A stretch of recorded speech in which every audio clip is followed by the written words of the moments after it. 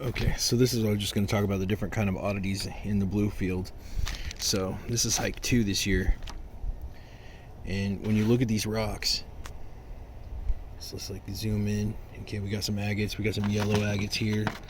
It's kind of a dark gray on one side, so there's definitely some banding in that rock. I've got some of these little agates, and some of these field eggs. These field eggs end up being like all different little sizes, but this is pretty much what I find in the field. Here's another banded agate, and you got a little bit of crystal, but pretty much this is what I find in the field when I'm looking for blues. And this was hike 2. So, and this is of course revisiting hike 3. We got some banded agates. We've got these like really white hard agates that just didn't develop blue. We've got these white hard agates. Got a kind of a citrine agate right there, kind of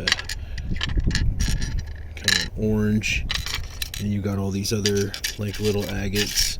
You've got these really weird kind of opaque different color rocks, and then you got these one agates like, okay, this is kind of fused in there, got all the basalt. It's kind of it does have light transmission, but there's a lot of basalt on that rock. As you can see, there's a bunch of formation here, little triangle. You got these weird solid opaque rocks, definitely formed in the field. You got these field oddities.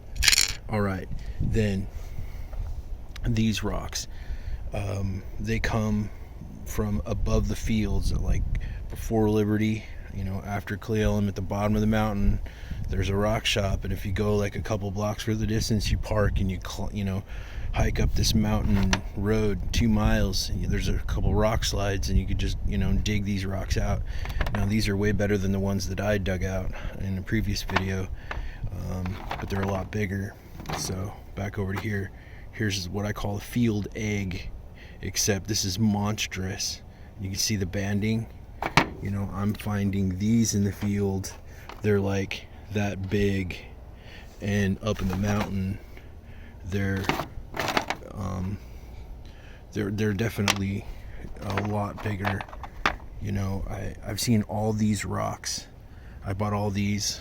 It was about $20 just so I could show that I'm finding all of these rocks in the Ellensburg fields, except a lot smaller. Like they're little. Here's the opaque rock that I was talking about.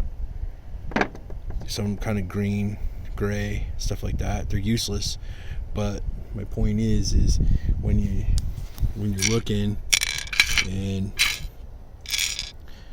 I tried to save most of this stuff so I could kind of show you guys.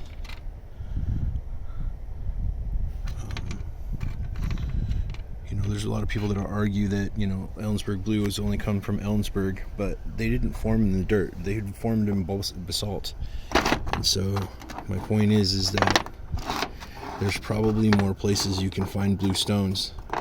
You'll be in an argument with people though, obviously, because they'll be like, I want you to believe that they only come from farms, and everybody's allowed to have their opinions. But I found all of these rocks, like these big huge eggs.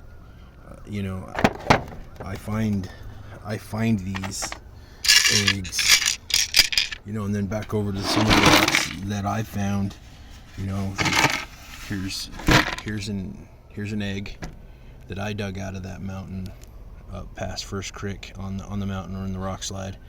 If I clean this off, it'd just be one of these clear eggs with the bands on it, and you get these crystals. I've got the same thing, you got these little druzy crystals, and all these agates is exactly what I'm finding in the fields. So like all these rocks, here's another one of those opaque rocks. Kind of looks like it's agatized a little bit. Got some bitoidal stuff going on. But again, oh, here's an opaque rock. Looks kind of white. Well, that rock is this stuff right here down on the white. It feels exactly like this. I mean, we've got countless rocks. I'm not saying they're perfect matches, but I'm pretty sure if you're in that mountain, in those mountains, there are some place there's got to be more blues that are a lot bigger than the little ones I find in the field.